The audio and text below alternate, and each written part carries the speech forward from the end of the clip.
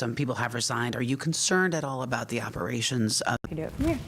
Oh, you can do it from there? What if I need to give you any updates? Streaming on. Yeah, so it's okay if I talk. Yeah. Where can I sit to be out of the way? Right here? Uh, I'm not on. yeah. You're good. You're good. I can hear you. Yeah.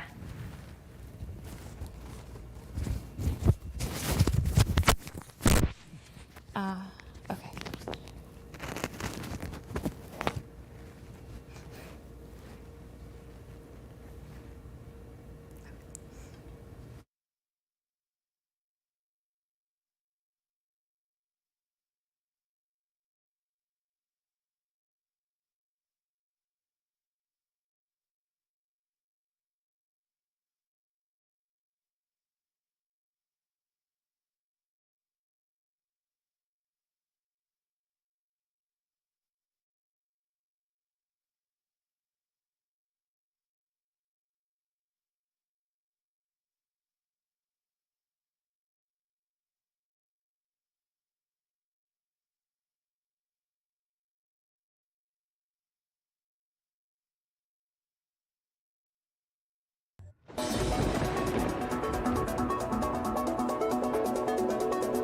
We have the latest coverage here on Hurricane Helene. It is now a major Category 3 hurricane as it continues that track towards the Big Bend region here of Florida. Now, this is a very large storm. This storm is more than 340 miles with that tropical storm strength winds stretching from the center of this storm. So this is going to be bringing those conditions here and those tropical storm conditions to the Carolinas over the next couple of hours. We've already seen a lot of heavy rain with this storm, and we will continue to see the threat of flash flooding, damaging wind with gusts here 60 miles per hour plus, especially for the higher elevations.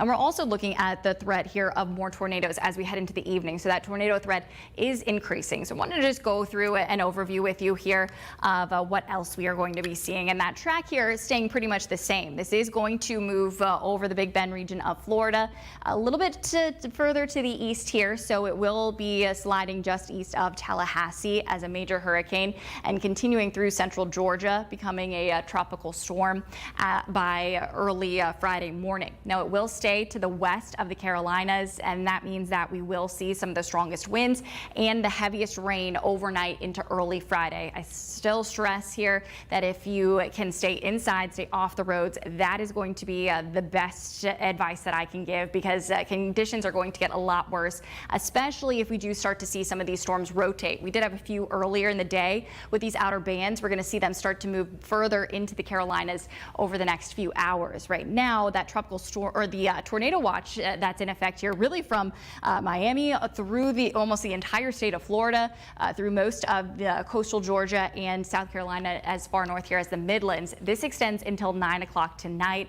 We had a few storms rotating here in the Midlands earlier near Florence and over Columbia, but we have not seen that quite reach the WCCB viewing area. It does not mean that that won't happen, but right now we are watching as we have some heavier rain that is moving in. Now, our next big stressor here is going to be those tropical storm warnings that are in place. It's because we could see those tropical storm force winds. We're going to see gusts here 50, 60 miles per hour. For all of the counties not under some sort of tropical storm warning, we're seeing the high wind warnings here in the mountains for Ashe and Watauga counties, and we also have wind advisories for Alexander, Iredell, Rowan, Cabarrus, Stanley, Anson, and Richmond counties. This is where we will see some gusts around 30 to 40 miles per hour, and sustained winds going to be picking up 25 to 35 miles per hour overnight. So those strongest winds arriving after midnight and peaking tomorrow mornings during that busy rush hour time. Flooding has been an ongoing threat here through the day. We have several areas here where we are dealing with flash flooding through Alexander County and extended here for York and Chester counties.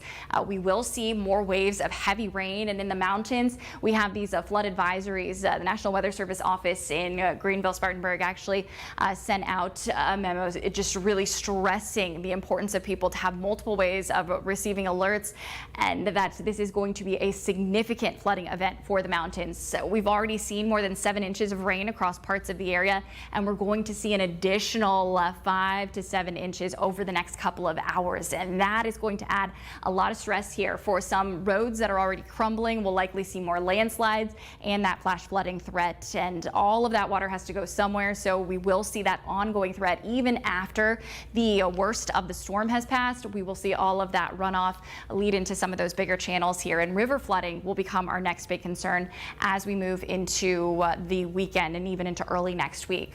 Here's a view though across the area from our weather stem network of those cloudy skies that we have across the area. Raining right now in Charlotte. Temperatures have been pretty steady. Haven't seen much movement here. The air still feels pretty thick and very tropical. As we move into the evening, we're going to see the winds pick up. They've been generally light. We've gotten a couple of gusts here with some of those stronger storms, especially some of the storms that rotated earlier this morning. But you can see that we are just have a lot of rain covering the region. We have some pockets of moderate showers, but we will see some heavier rain bands move in, and this is also where we're going to find some of those rotating cells, especially off the Atlantic. As we move closer to dinner time, we'll see that second wave of those intense downpours pick back up.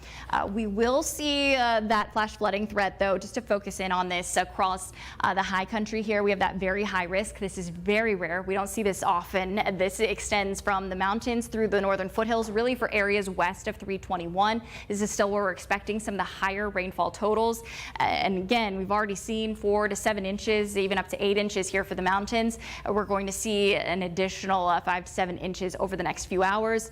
Along the spine of 77, this is where we could see 3 to 6 inches of rain. And then for areas back east of 77, we have about 1 to 3 inches of rainfall still to come. Now that rain threat, that flash flooding threat, will continue through Friday. Gradually, we'll see conditions improve as we get into our weekend, but then that turns into the river flooding threat that we will see through Sunday, even Monday of next week. Now, predicted rainfall totals, and again, just an overview here with the higher totals towards the mountains and foothills. Landslides become a big concern, especially once we see those totals stack up to more than 10 inches. And river flooding, significant river flooding, has expanded. So this is new that we are seeing a likely river flooding here, not just for the Broad River in Boiling Springs, but also for the Catawba River Basin here into Lowell. We're going to reach that moderate flood stage, may even get higher than that, and also reaching advisory levels here for the PD River in Chirac. So we will keep monitoring those river levels through the start of the next week. Now, those tropical impacts are going to peak overnight into early Friday.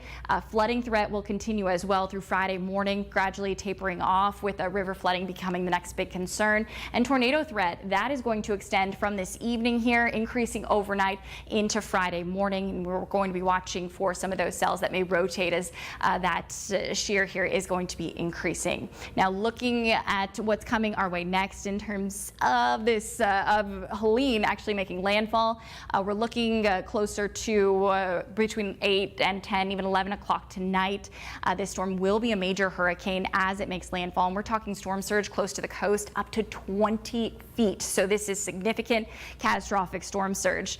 We'll see this push inland very quickly, and again, this is a large storm, so we're going to see impacts spreading across Georgia, into South Carolina and North Carolina as we move into early Friday. This is when we're expecting to see the heaviest rain and also some of the strongest gusts. So this is where we'll pick up those 50, 60 mile per hour gusts between 7 and 9, 10 o'clock tomorrow. As we get towards lunchtime, that's when conditions will begin to improve. As that storm picks up to the north and west, it's going to stall out and just sit over the Tennessee Valley and bring more rain here across parts of Middle Tennessee and even into the Smokies. But locally, we'll get an opportunity to dry out beginning Friday afternoon, continuing here through the evening with those winds dying down. And Saturday is going to be a nice day here with sunny skies, and we'll see a nice warm up back into the lower 80s so we can get outside and hopefully get some cleanup done after these storms move through. Now, with your future track, just taking that closer look here across the area as we get towards 6 o'clock, this is when things are going to start to pick back up. We'll have some of the heavier rain bands move in.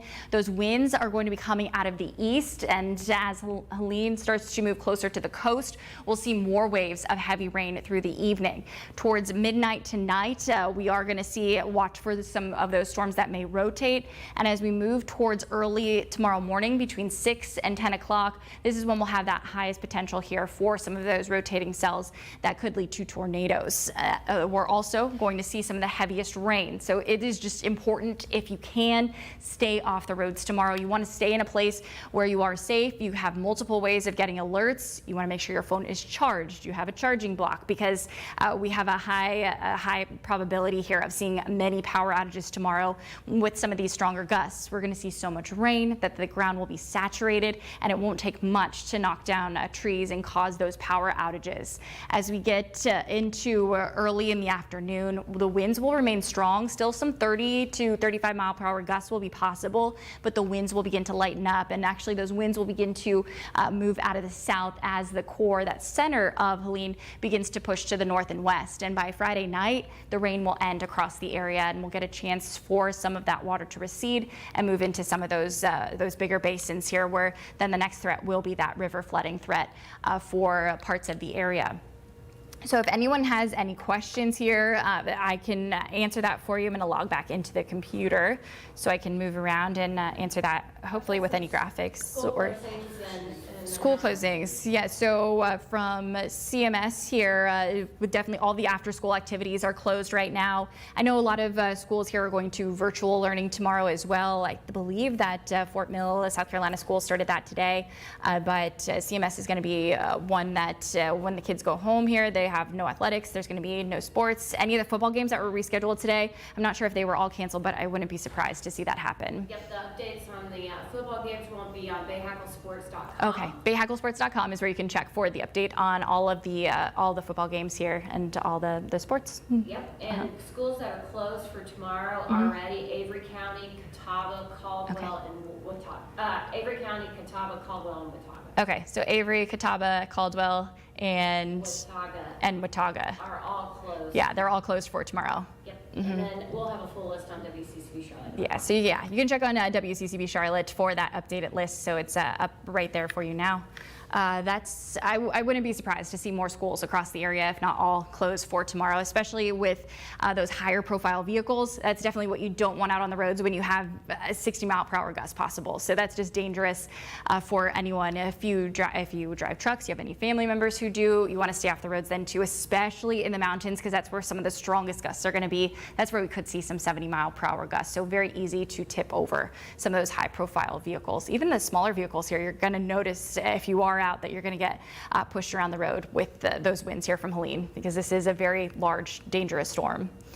Speaking with that, with power outages right now, we're at over 8,000 in the Carolinas with Duke Energy. Yeah. The highest number impacts are in Caldwell County, over 1,700. Okay, 1,700 without power in Caldwell County right now. So let's check in with our winds. We can do that. We can pull that up. Yeah, and Duke Energy's got crews from out of town that'll be staging at Charlotte Motor Speedway starting tonight. Okay. They will be dispatching those crews at 6 a.m.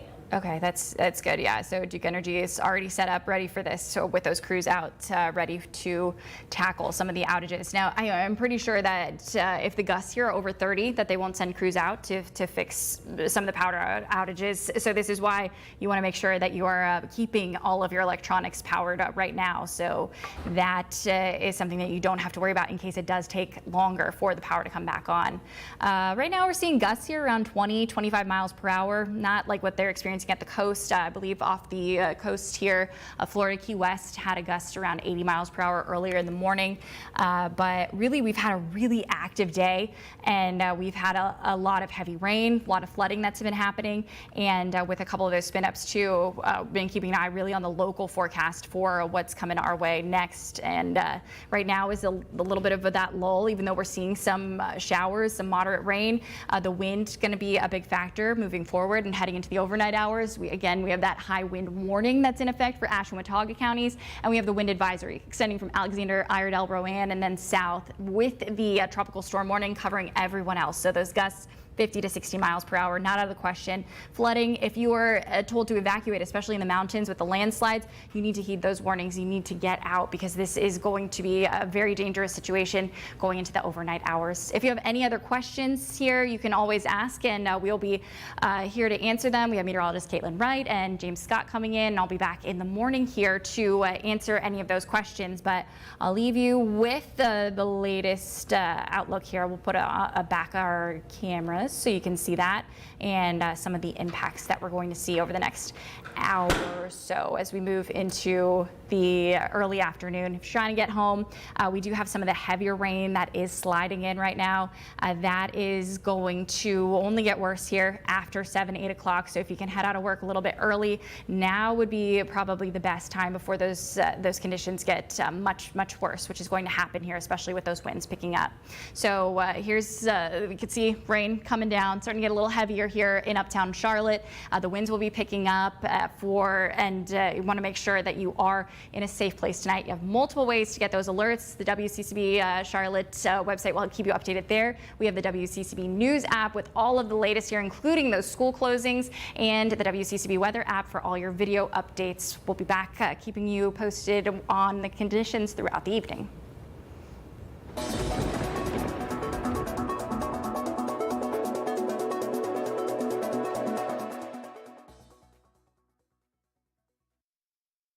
You can do it from here. Oh, you can do it from there?